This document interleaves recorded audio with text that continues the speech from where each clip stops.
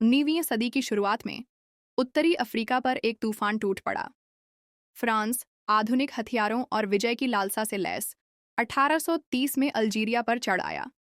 सदियों पुराना ऑटोमन शासन जल्दी ही ढह गया और देश का भविष्य अनिश्चित हो गया। लेकिन मस्कारा की पहाड़ियों से एक युवा नेता उभरा, जिसका नाम साहस, सम्मान और ईमानदारी का प्रतीक बन गया। अमीर अब्दुल कादिर अल जज़ायरी।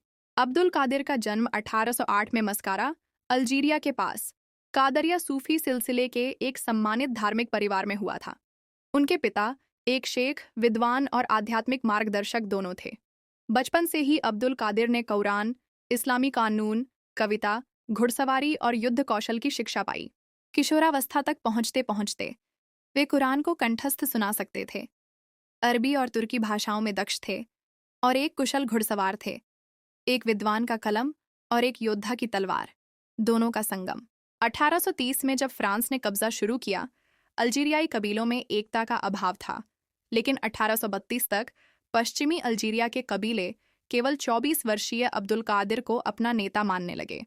शुरू में उन्होंने संकोच किया, पर अंततः अमीर, शासक और सेनापति का पद स्वीकार किया, इसे अपने लोगों और धर्म की रक्षा का कर्तव्य मानते हुए।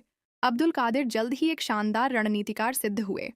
वे बड़े और जोखिम भरे युद्धों से बचते और इसके बजाय छापामार युद्ध पर भरोसा करते। तेज घुड़सवार हमले, घात लगाकर वार और अल्जीरिया के कठिन भूभाग का लाभ उठाना। उन्होंने प्रतिद्वंद्वी कबीलों को एक अनुशासित सेना में संगठित किया, किलेबंद शिविर बनाए और अपना स्वयं का शासन स्थापित किया। सिक्के ढलवाए, कानून लागू किए और कर व्यवस्था को न्यायपूर्ण बनाया। वे केवल युद्ध के नेता नहीं, बल्कि न्यायप्रिय शासक भी थे। भ्रष्टाचार को दंडित करते और शिक्षा को प्रोत्साहन देते। उस दौर में जब युद्ध अक्सर क्रूरता का प्रतीक होता था, अब्दुल कादिर अपनी उदारता के लिए प्रसिद्ध थे। वे युद्ध बंदियों के साथ सम्मान से पेश आते, उन्हें भोजन और चिकित्सा सुविधा देते। फ्रांसीसी सैनिकों की कहानियां मशहूर हुईं, जिन्हें पकड़ने के बाद मारने की बजाय सम्मान और देखभाल दी गई।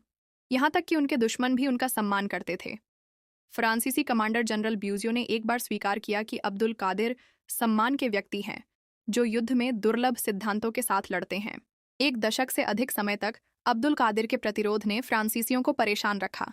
लेकिन 1847 में भारी फ्रांसीसी सैन्य बल, घटते संसाधन और पड़ोसी ताकतों की विश्वासघात के बीच अब्दुल कादिर ने आत्मसमर्पण करने का निर्णय लिया। कमजोरी से नहीं, बल्कि अपने लोगों को अनावश्यक पीड़ा से बचाने के लिए। उन्होंने निर्वासन स्वीकार किया, लेकिन फ्रांसीसियों ने अपना वादा तोड़ दिया और उन्हें फ्रांस में कैद कर लिया। इसके बावजूद वे कटु नहीं हुए। उन्होंने कैद के दौरान दर्शन, भाषाओं और राजनीति का अध्ययन किया। 1852 में नेपोलियन थ्वेर्स ने उन्हें रिहा किया और अब्दुल कादिर दमिश्क, सीरिया में बस गए। यहीं उनकी असली महानता और चमक कर सामने आई। 1860 में दमिश्क में द्रूज और ईसाइयों के बीच संघर्ष भड़क उठा। भीड़ ने हजारों ईसाइयों की हत्या की धमकी दी। एक मुस्लिम नेता होते हुए भी अब्दुल कादिर ने अपनी जान जोखिम में डालकर अपने अनुयायियों को ईसाइयों की रक्षा का आदेश दिया। उन्होंने 10,000 से अधिक लोगों को अपने घर और किले में शरण दी, सशस्त्र भीड़ का सामना किया और शरणार्थियों को सुरक्षित स्थानों तक पहुंचाया। इस मानवता के कार्य के लिए उन्हें पोप से लेकर अब्राहम लिंकन तक दुनिया भर के नेताओं ने सम्मानित किया। अमीर अब्दुल कादिर ने अपने अंतिम वर्ष शिक्षा, लेखन और धर्मों के बीच शांति के प्रचार में बिताए। 1883 में दमिश्क में उनका निधन हुआ और वे केवल एक स्वतंत्रता सेनानी के रूप में नहीं, बल्कि सम्मान, आस्था और करुणा के प्रतीक के रूप में इतिहास में अमर हो गए। नैतिक शिक्षा। सच्चा नेतृत्व केवल युद्ध जीतने के बारे में नहीं होता। ये निर्दोषों की रक्षा करने, अपने सिद्धांतों पर अडिग रहने और यहाँ तक कि दुश्मनों के प्रति करुणा दिखाने के बारे में होता है।